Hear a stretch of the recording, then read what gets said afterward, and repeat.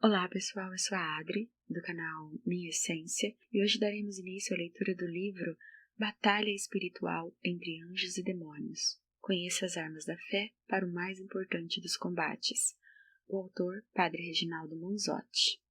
Essa leitura será dividida em partes, então teremos a parte 1, 2, 3 e assim por diante. Há muita coisa entre o céu e a terra que nossos olhos não veem, mas isso não significa que não existam. Quando me dispus a escrever este livro, minha primeira preocupação foi não dar ao diabo mais crédito do que lhe é devido e não induzir ninguém a vê-lo em todo lugar. Ele existe? Não há dúvidas. É como São Pedro nos exortou: estejamos sóbrios e de prontidão, pois o diabo, nosso eterno inimigo, está sempre nos rodeando, esperando uma oportunidade, uma brecha para nos devorar. O que torna mais perigosa sua ação no mundo é justamente o fato de muitos, mesmo os teólogos, negarem sua existência e sua ação na Terra. Deste modo, se estamos numa batalha espiritual, e estamos, é muito importante conhecer sua origem e a dimensão do seu movimento. Precisamos conhecer quem é nosso inimigo e como ele trabalha, qual é o seu método de ação e as armas que temos contra ele, para que, enfim, possamos combatê-lo. Foi exatamente isto o que tentei apresentar em cada capítulo desta obra. Minha maior preocupação foi exatamente conscientizar o leitor de nossa pertença a Deus, da necessidade que nossa alma tem de nosso Criador. Deus não quer que nos rendamos ao diabo. Ele já foi derrotado, só que pelo nosso livre-arbítrio, isto é, pela nossa liberdade de escolha, podemos cair nas artimanhas do inimigo que deseja nos arrastar para perto de si e longe do Pai. Deus nos deixou livres, mas sabe o quanto somos fracos e tendemos ao pecado. Veja o quanto seu Filho sofreu na cruz para nos salvar, o preço que teve que pagar pela humanidade, pelos erros dos nossos primeiros pais e, para ajudar-nos, Deus dá-nos nada mais, nada menos do que seu príncipe guerreiro, São Miguel Arcanjo e Nossa Senhora. Volto a dizer que em nossa vida temos necessidade de Deus. Quando nos esquecemos disso, Ele volta a nos recordar, sobretudo por meio de sua palavra. Deus nos ofertou as Sagradas Escrituras para que encontrássemos por escrito os seus desejos, o seu amor, a história do povo com Deus, as alianças que propôs, de modo especial, a aliança definitiva realizada por meio de Jesus Cristo. Deus sabe que a nossa memória é curta, que o jugo deste mundo é pesado, que o diabo não descansaria enquanto não nos roubasse da cruz. Por isso, suscita pelo Espírito Santo, no coração de alguns homens ao longo da história, o desejo de escreverem o que ele, o Senhor, já fez para salvar o seu povo. A Bíblia não é um livro exclusivamente histórico. Por mais que nos apresente dados factuais, trata-se antes de mais nada da batalha pessoal de homens e mulheres que tiveram de lutar, se superar, às vezes até se rebelando contra Deus, mas finalmente colocando sua vida em conformidade com Ele. Do Gênesis ao Apocalipse, o que se dá é a batalha espiritual de um povo, de homens, mulheres e crianças que se encontram num constante processo de busca ao Pai. Essa batalha está travada desde que o homem é homem e perdurará até o fim dos tempos. A Sagrada Escritura, porém, é clara. Deus não desiste do homem, não desiste da humanidade, não desistiu outrora e não desiste hoje e nunca desistirá. Desde Cristo, vivemos o tempo da redenção. Isso, todavia, não significa que a minha e a sua batalha espiritual não tenha que passar pelas chagas do Filho do Homem. Não nos acovardemos, não deixemos de lutar pela nossa salvação. Não abandonemos as coisas que Deus nos deixou para vivermos os frutos da paixão de seu Filho. Peçamos sempre: Senhor, pelas tuas santas chagas, caiam gotas de misericórdia, caiam gotas do sangue redentor. Deus está sempre disposto a nos ajudar em nossas necessidades. Ele sabe que, às vezes, saciamo-nos com porcarias, e como bom pai, frequentemente nos corrige, uma vez que nos quer nutrir com algo que nos leve ao céu. O que para nós é tribulação, para Deus é correção. O que para nós parece castigo, para Deus é amor. Quando vier a provação e com ela algum sinal de revolta, basta recorrermos às Sagradas Escrituras. Veremos como Deus permitiu isso com tantas pessoas que Ele amava, como fez o mesmo com o povo que estava resoluto em sua dureza de coração. A vida é uma batalha e um sopro. Se não descobrimos nossa necessidade de Deus aqui e agora, acabaremos por descobri-la na hora do nosso juízo particular. Ali, porém, não há mais possibilidade de arrependimento. Depois da morte, não poderemos interagir na batalha, não teremos ação. A batalha é aqui. Mudemos agora, pois na eternidade isso não é possível. O que foi? Foi. O que fizemos? Fizemos. Finalmente ressalto que não pretendi que o conteúdo deste livro consistisse num tratado exaustivo e complicado. Tenho consciência, além disso, de que está longe de ser completo. Meu objetivo foi apenas reunir alguns temas capazes de oferecer elementos básicos para conhecermos e refletirmos melhor sobre essa batalha em que todos nós nos encontramos. Padre Reginaldo Manzotti. Capítulo 1. A Batalha das Batalhas. Hoje, nós nos deparamos com um quadro de decadência generalizada.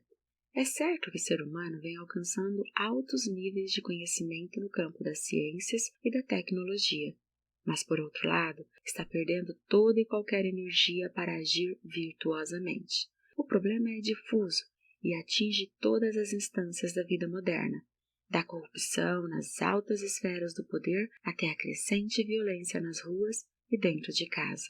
Por complicar ainda mais esse cenário, a sociedade atual padece de um enfraquecimento de valores, resultando em depreciação do papel da família, desvalorização da autoridade e da experiência, formação de vínculos superficiais e utilitaristas, busca imediata de prazer, explosões emocionais, além da carência de uma essência interior fortalecida na fé. Os desafios da nossa época exigem de nós disposição para lutar e manter aquilo que é de valor inestimável, e por isso deve ser preservado contra todas as adversidades. Sim, são muitas as batalhas que devemos travar cotidianamente, mas uma delas, em especial, vem sendo sistematicamente negligenciada, talvez por ser a mais antiga de todas, já que hoje em dia, com a predominância da cultura do descartável, conforme tem nos alertado o Papa Francisco, tudo tem sido feito para não durar e ser jogado fora, até mesmo a vida humana.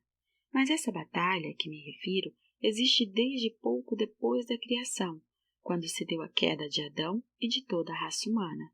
Trata-se da batalha espiritual. Queremos ou não, nossa humanidade vem de Deus e traz intrinsecamente uma dimensão espiritual na qual nós lidamos com inclinações opostas, respectivamente para o bem e para o mal. Em outras palavras, da mesma forma que existe o bem, encontramos a ausência dele, o mal. Na segunda carta aos Coríntios, o apóstolo Paulo deixa isso claro para a comunidade de Corinto e para todos nós. Não desejo que sejamos iludidos por Satanás, pois não ignoramos as intenções dele. No final das contas, portanto, a batalha espiritual é a luta que o homem trava não só na dimensão espiritual, mas também na física, contra o antigo inimigo, Satanás. Existem dois erros fundamentais que cometemos ao travar a batalha espiritual. Um deles é menosprezar ou ignorar o inimigo, deixando assim o campo livre para ele agir. O outro é justamente o contrário, ou seja, supervalorizar Satanás, atribuindo à sua influência todo e qualquer problema que enfrentamos. Não podemos acusá-lo diretamente de todos os infortúnios da nossa vida. São João Crisóstomo, bispo e doutor da Igreja, disse: não é verdade que apenas o diabo age, mas é a própria incúria dos homens que causa as faltas e desgraças. Sendo assim, por mais que Satanás e seus demônios possam nos influenciar, a responsabilidade pelas decisões tomadas sempre será de cada pessoa. É preciso encontrar o equilíbrio para termos sucesso na batalha espiritual, e não nos iludamos. Satanás não é simplório, ao contrário, é astuto e está agindo em larga escala no mundo. É isso que São Paulo adverte na carta aos Efésios. Porém, diferentemente do que imaginamos, o confronto não se dá entre Satanás e Deus, visto que seu poder maligno é limitado.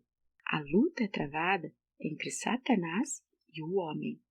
Em verdade, os papas anteriores já chamavam a atenção para isso.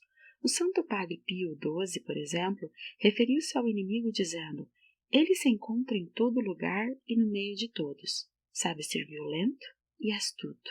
Nesses últimos séculos, tentou realizar a desagregação intelectual, moral, social da unidade no organismo misterioso de Cristo. Ele quis a natureza sem a graça, a razão sem a fé, a liberdade sem autoridade, às vezes a autoridade sem a liberdade. É um inimigo que se tornou cada vez mais concreto, com uma ausência de escrúpulos que ainda surpreende. Cristo sim, a Igreja não. Depois, Deus sim, Cristo não. Finalmente, o grito ímpio: Deus está morto. E até Deus jamais existiu. E eis agora a tentativa de edificar a estrutura do mundo sobre bases que não hesitamos em indicar como principais responsáveis pela ameaça que pesa sobre a humanidade: uma economia sem Deus, um direito sem Deus, uma política sem Deus. O Papa ressaltou ainda que o inimigo tem trabalhado e trabalha para que Cristo seja um estranho na universidade, na escola, na família, na administração da justiça, nas atividades legislativas, na Assembleia, na atividade legislativa, na Assembleia das Nações, lá onde se determina a paz ou a guerra. Já o Papa Paulo VI advertiu: o mal já não é só uma deficiência, mas uma eficiência, um ser vivo, espiritual, pervertido e perversor, terrível realidade, misterioso e assustador. O Sumo Pontífice também ressaltou que o maligno é a origem de todo o pecado que entrou no mundo. O demônio é a origem da primeira desgraça da humanidade. Foi ele o tentador pérfido e fatal do primeiro pecado, o pecado original. Com aquela falta de Adão, o demônio adquiriu certo poder sobre o homem, do qual só a redenção de Cristo nos pôde libertar. Mais recentemente, o Papa Francisco reafirmou que o diabo não é um mito e a vida cristã é uma batalha contra o Satanás, o mundo e as paixões da carne. Na sequência, enfatizou: não se pode pensar em uma vida espiritual, em uma vida cristã, sem resistir às tentações, sem lutar contra o diabo, sem vestir essa armadura de Deus que nos dá força e nos define. Infelizmente, a maioria de nós prefere não tocar nesse assunto, acreditando ser possível resolver os problemas do mundo apenas com base nas regras e leis da sociedade em que vivemos. Não entendemos que existe uma força subliminar muito poderosa que está deteriorando as relações humanas, a democracia, a política, a divisão igualitária de bens, assim como a própria fé e muitos outros alicerces para construirmos uma vida digna. Temos que admitir, queiramos ou não, que em todas as esferas essa ação maligna se faz presente e que em diversos momentos os homens estão mais propensos a agir sob a influência de Satanás. É dessa batalha que estamos tratando aqui. Toda a mensagem da Bíblia, tanto do Antigo como do Novo Testamento, é um apelo para que o homem mude do reino de Satanás para o reino de Deus. O próprio Jesus, ao libertar um endemoniado e ser acusado de estar agindo pela força de Beelzebul, foi muito assertivo a esse respeito.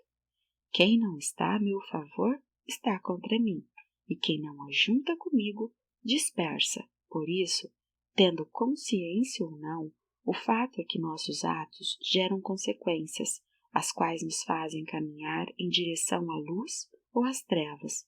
Não existe neutralidade quando se trata da nossa vida.